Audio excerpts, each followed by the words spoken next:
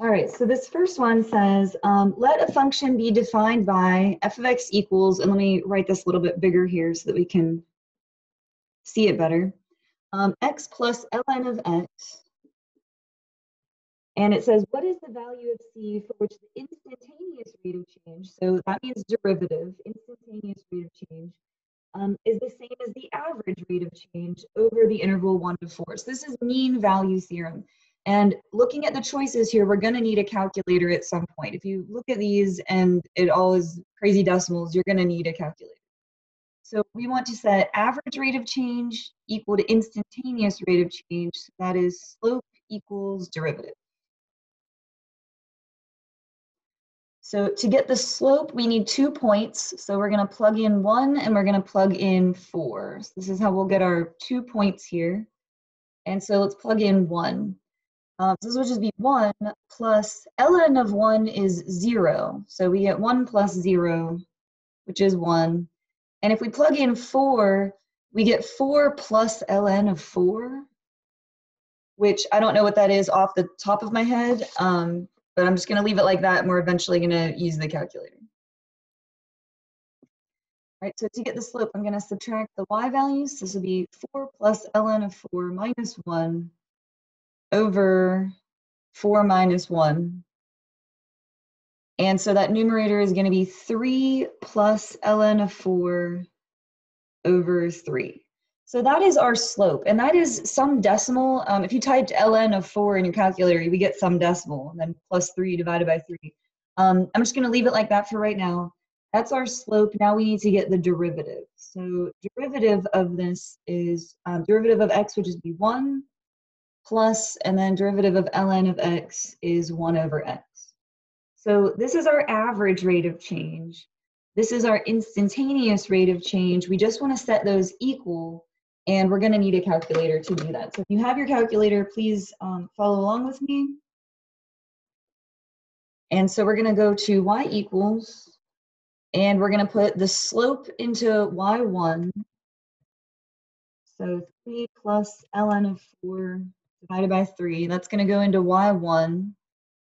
And then I'm going to put the derivative into y2.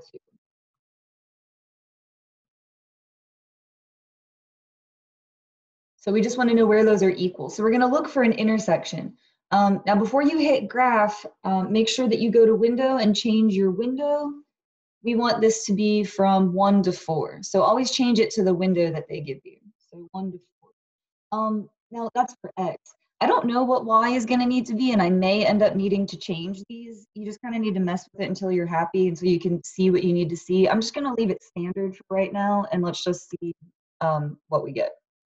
So there's the slope. That's constant because this is just a value. And then, yeah, I cannot see that very well. I definitely need to like bring this in a bit. So I'm going to make the y's go from like 0 to 4. I think we'll be able to see that a little bit better. So I'm just going to go back and change my window. I'm going to make the y's go from 0 to 4, and we'll see if we can see this a little bit more clearly here. And yeah, that's a lot better. So this is our intersection. That's the answer. That's where these two things are equal. So I'm just going to calculate the intersection. So it's second trace, and then intersection. And it's going to ask first curve, second curve, guess. You can pretty much just hit enter for all of those because there's only one intersection, so it can't be wrong. So I'm just going to hit enter, enter, enter, and the answer will come up.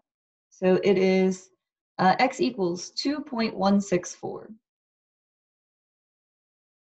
And so that one is C. So again, it was mean value theorem. We found the slope, we found the derivative, and we set them equal. And I knew we needed a calculator because of all these crazy decimals there. All right, number 2. Let f be a polynomial function with a degree greater than 2. So that means more than a parabola. It's like a cubic function or something. And f of a equals f of b, which equals 1. So here's a visual of that. Here's a, here's b, you know, wherever they are. And both of those points are going to be at 1. I don't know what's happening in between. This can wiggle like as much as it wants, but I know that those 2 points are going to get connected somehow. So which of the following has to be true for at least one value in between? This is Rolle's theorem. If you were to connect those, you would get a slope of 0, an average rate of change of 0. So if you start and end at the same place, that means you must have turned around, which means a horizontal tangent line. So we're going to get derivative equals 0 at some point in there. When we connect these, it's going to have to have turned around, at some point, and probably multiple points, because it said that the degree was greater than 2. So it's probably, wiggling around a whole lot. But that one is Roman numeral 2, so that is C.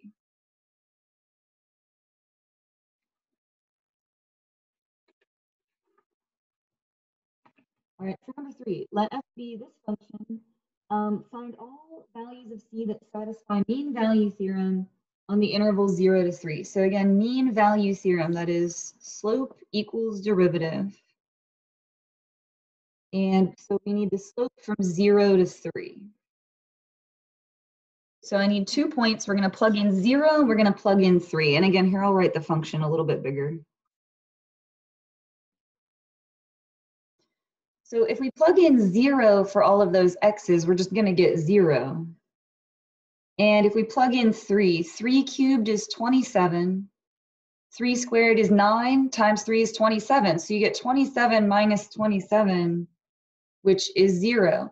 And so the slope is going to be 0. I'll still write it out, but if your y values are the same, you're just going to end up with 0. This would be 0 minus 0 over 3 minus 0. So you get 0 over 3, which is 0. 0 divided by anything is going to be 0. All right, so that's our slope, our average rate of change. And then we're going to get the derivative. So that would be 3x squared minus 6x. And we're going to set that equal to our slope. And then factoring this, we can take out a 3x. We'd be left with x minus 2. And so if you set 3x equal to 0, you're going to get 0. And then for this one, you're going to get 2. We have to dismiss 0. How come we have to get rid of that, guys? Just by typing in the chat here. Why do I have to get rid of 0? Why have we got to get rid of that one? Yeah, good. It's an endpoint of the interval. This was from 0 to 3, so we can't have the endpoints. So just 2. So that one is B. All right, this one says our function is sine of x over 2.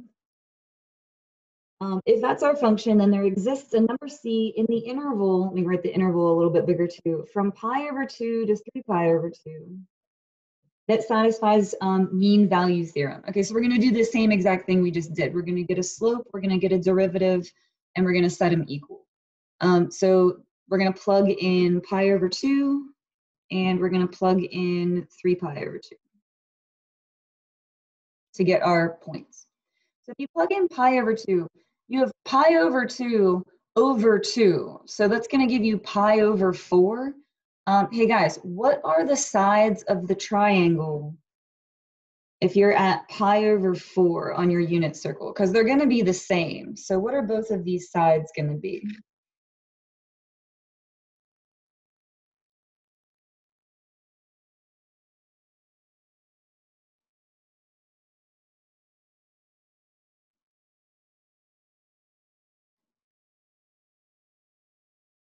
Yeah, good. Thank you, guys. Root 2 over 2. All right, and sine is the y value, so that will be root 2 over 2. All right, and then we're going to plug in 3 pi over 2, so you would have 3 pi over 2 over 2. So again, that would be 3 pi over 4. You divide by 2 and then divide by 2 again. It's going to divide by 4. So 3 pi over 4, it's the exact same triangle, but it's in the second quadrant. Like we took this triangle and just reflected it over here. So the sides are still root 2 over 2, but the x value is negative. But that actually doesn't affect us because we're doing sine. Sine is the y value, so that's this one. So root 2 over 2. So to get our slope, I'm going to subtract the y values. This is going to look like a gigantic mess here. And then subtract the x values. But if you didn't actually write that out, because I know that looks completely awful. If you didn't write that out, I really don't blame you, because you know, even without writing that out, what is this going to come out to? Like, what is this result going to be? Yeah, good, 0. Anytime your y values are the same, when you subtract them, you know, root 2 over 2 minus root 2 over 2 is going to be 0. So that whole thing goes to 0. So slope was 0. So now we're going to find the derivative of this, and that is going to involve a chain rule. Sine is the outside function, and then 1/2 x is the inside function. The derivative of sine is cosine. And then we have to chain on the derivative of 1/2 x, which would be 1/2. And I'm sorry I ran into this hole in the paper, but we're going to set that equal to our slope, which is 0. So I'm going to divide over the half. 0 divided by anything is just 0. So, or you could think of that as multiplying both sides by 2 to cancel out the fraction. In any case, it's going to end up still being 0. And so we need to find places on our unit circle where cosine is 0. So let me pull out my unit circle. Cosine is the x value. So that would be 0 here and here. So what are those two amounts of rotation? Up here at the top and down here at the bottom. What are those two amounts of rotation going to give me? What are those two angles?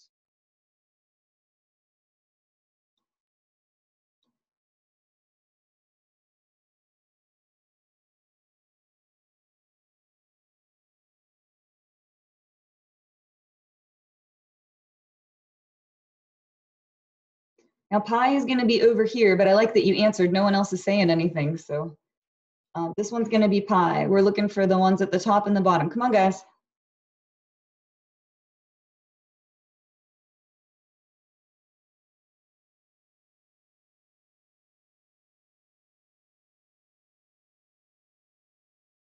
Good. This one is pi over 2. And then, good, nice job. The one at the bottom is 3 pi over 2. And so what we're going to do is divide, or sorry, not divide, we're going to multiply by 2. Basically, the 2's are all going to cancel out. So we're going to get x equals pi and 3 pi. And I am going to need to get rid of 3 pi because it's not on the interval.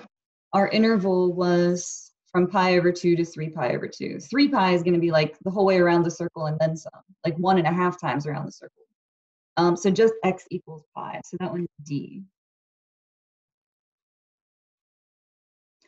All right, number 5. If C satisfies the conclusion of mean value theorem, there's a lot of these. They like mean value theorem. On the interval 0 to 2. So once again, we're going to get a slope from 0 to 2. We'll get a derivative, and then we'll set them equal. So if you plug in 0, you're going to get 0. If you plug in 2, 2 cubed is 8. 2 squared is 4 times 2 is 8. So 8 minus 8 is 0. And so once again, the slope comes out to 0. It seems like they really like doing 0 for these, which is nice because 0 is the easiest number to work with. All right, so derivative would be 3x squared minus 4x. And we're going to set that equal to our slope, which was 0. And we can factor out just an x. So if you take out an x, you're going to be left with 3x minus 4. And so this one gives you 0.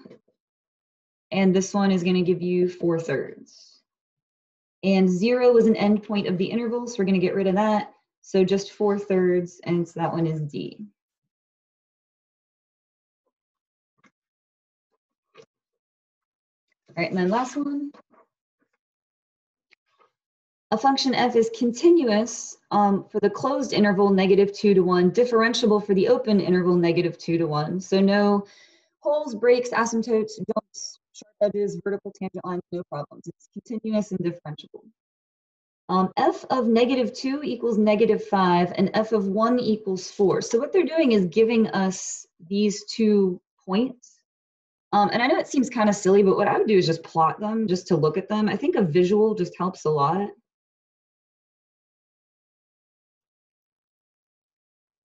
And so those are going to get connected in some capacity. I don't know what's happening in between them. It might connect like a line. It might wiggle around a bunch in between them, but it's going to connect with no gaps or holes in some way. Okay, so we have those 2 points. We don't know what happens in between, but they're going to connect. Which of the following statements could be false? All right, so be careful. 4 of them are going to be true, and 1 of them is going to be maybe false. So that's what we're looking for. Let's read through all these. Letter A, there exists a C somewhere in the interval such that f of C equals 0. Well, yeah, if you connect these, you're going to have to go through 0. So that's going to be true. So that's not our answer. And there was another one on here that was similar to that. Let me just go ahead and go there. Letter C, choice C. There exists a value on the interval such that f of C equals 3. Well, 3 is right here. And again, yeah, if you connect these, you're going to have to go through 3 because 3 is in between. So it's true all the time. And so it's not our answer. And so those two were intermediate value theorem.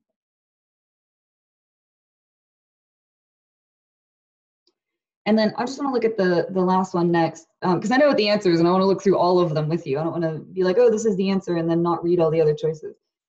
E, there exists a value somewhere in the interval such that f of C is greater than or equal to f of x for all other x on the interval.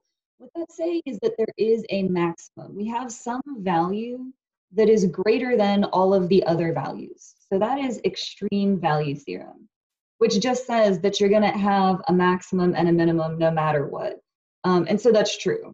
And so it's not our answer because we want one that could be false. So for the two that are left, letter B, there exists a value somewhere in the interval such that the derivative is 0. Now there could be, if we connect the two of these like this, like if it wiggled around, you would get, 0 slopes. You would have those horizontal tangent lines. But, say you connected them, and because we don't know what happens in between. So say you connected them just with a line, which might be the case. You're not going to end up with any of these 0 slopes. So that one, it could be true sometimes, but it could be false. And so that one is our answer. And that's mean value theorem. All right, and then I just want to look at choice D as well, just to be thorough here. There exists a value somewhere in the interval such that the derivative is 3. So if you take the two endpoints that they gave us and you do the slope, let's do the slope for those. You would have 4 plus 5 over 1 plus 2. So that would be 9 over 3, which is 3. So by mean value theorem, you are guaranteed a slope that would be 3. That has to be true all the time. That's mean value theorem. Average rate of change equals instantaneous rate of change. So that was a lot to read through for that last one. And it's always tricky when they say could be false. Like it might be true, but it could be false. So the wording is kind of a lot there, which is why I wanted to make sure I went through every single choice.